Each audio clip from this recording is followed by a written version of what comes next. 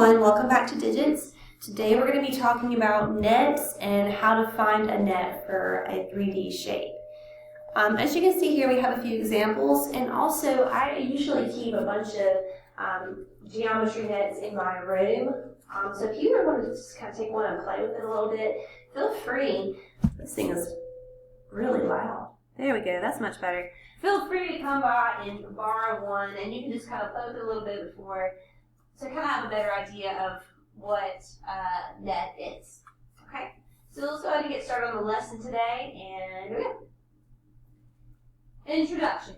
We got to match each package with the correct net. So you're going to analyze each one of these packages and decide, if I were to take off the glue on these packages, or whatever it is that's holding it together, and unfold it, what would it look like unfolded? That's what you're doing when you're creating nets. You're unfolding that 3D shape.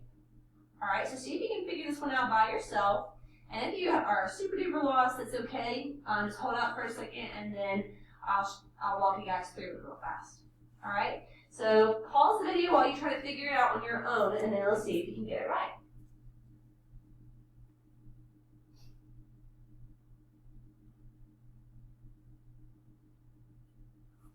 Okay, so here is the answers. Let's look at the juice box first. The top of the juice box. Now, we've all seen a juice box before, hopefully, in the grocery store.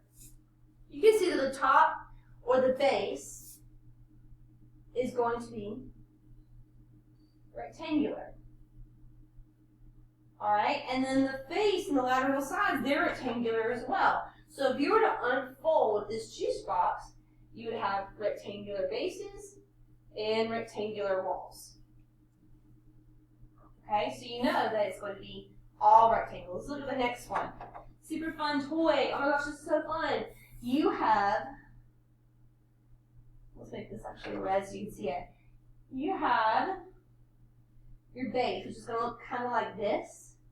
And then you have your faces. Your faces are all rectangles, but your base, triangles, but your base is a rectangle. So you're going to have, as you can see here, a rectangular base and 4 lateral sides that are triangular. Next we have the paprika. All right, look at the face of the paprika. It is a triangle shape, and then the sides are rectangular. So you know that if you were to unfold it, you would have your triangle faces and your rectangular sides. If you're not sure what the shape is, it's a prism. More specifically, a triangular prism. We're going to talk about that a little bit more in a second. All right, and next we have this little newspaper hat. Is made out of 4 triangles. I guess the newspaper pyramid is. Okay. All right, so answer this question in your workbook. You need to match the cube with its nets. So, you need to analyze this one by yourself and see if you can come up with the correct answer. You think you've gotten it? Push play, and that will reveal a magic answer for you.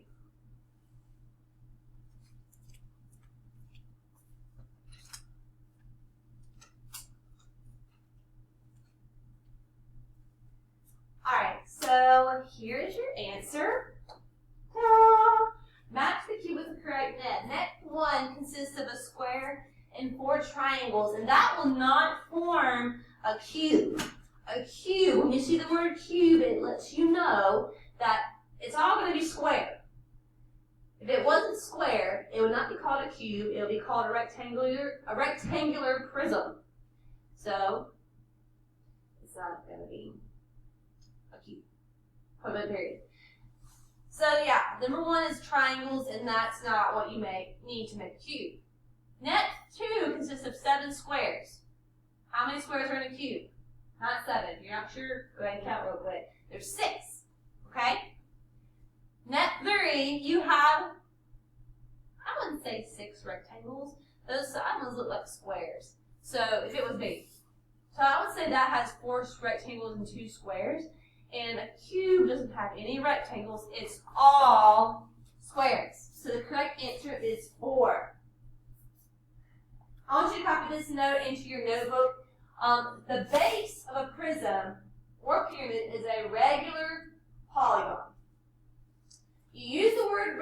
regular to make sure that you're talking about a regular shape to name a prism or polygon. For example, the prism shown right here is a regular pentagonal prism. Alright? We say it's regular pentagonal because all the sides are equal. Your pentagons are the same size. So it is a regular pentagonal or pentagonal prism. Okay? Now, let's kind of watch this video. If you're not finished copying these notes down, go ahead and finish that real quick and then push play when you're done and we can watch the video, okay? Let's see. Hopefully this will work. It was kind of jumpy a little bit last time.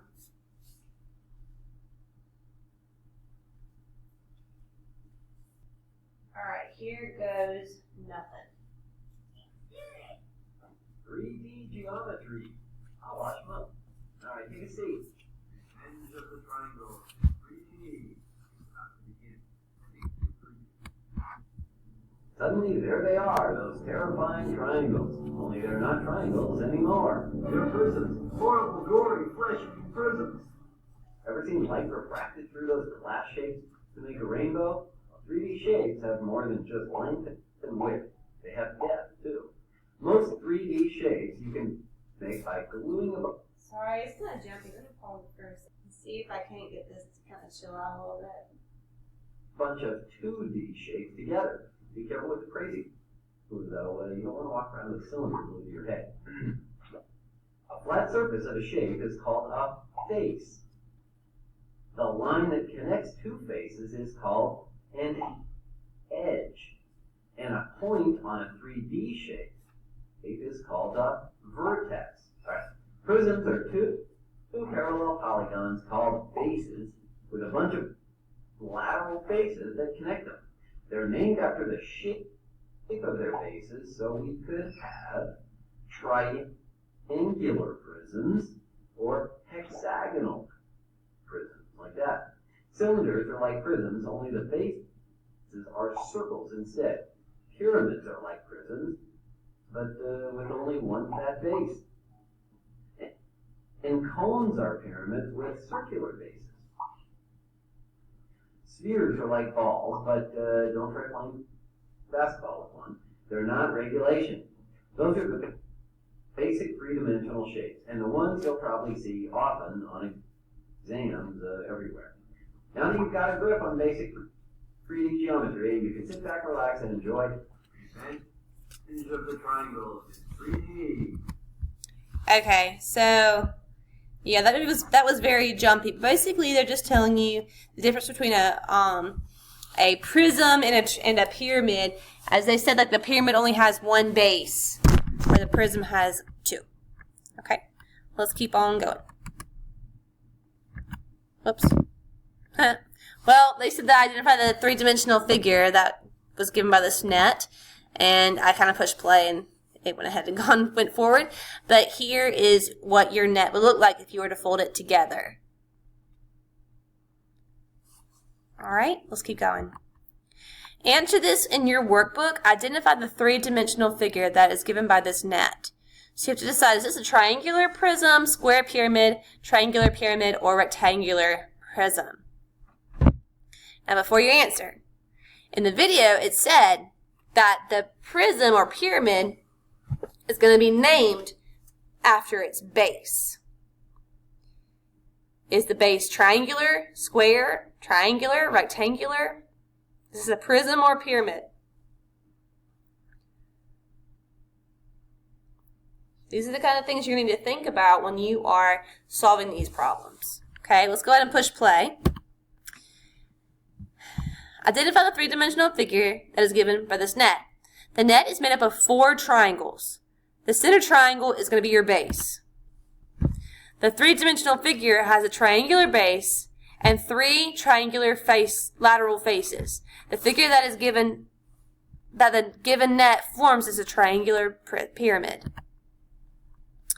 All right, so for your base, sometimes you're going to have several sides to choose from. So as you can see in the first image, your bases, if you have a rectangular prism, if all your sides are rectangular, you can have as many base options as possible. The only ones that's going to be kind of different is when you have a triangular prism, because you're only going to have two bases, and those are going to be the triangles. These rectangles cannot be your base. All right, this is what we just did. I want you to make sure you have this base of a prism copied down into your notebook. When you think you've gotten this down, then push play and we'll go forward.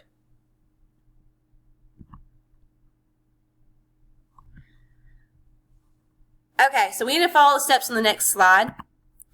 The first step, we're going to be turning this into a net. So I want you to kind of copy this down as it's explained. So step one is label the bases and the faces.